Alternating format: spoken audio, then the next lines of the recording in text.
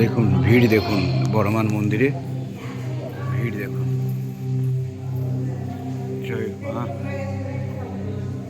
জয় বড় ঠাকুরের জয়। আজকে আমার জীবনে একটা গুরুত্বপূর্ণ দিন। আজকের দিনেই বার্থডে হয়েছিল। আজকে আমার জন্ম হয়েছিল 27শে কার্তিক, বাংলা মাস ধরে করা হয়। চলে এসেছি বড় মার কাছে আশীর্বাদ নিতে। কৃপায় দুর্দান্ত।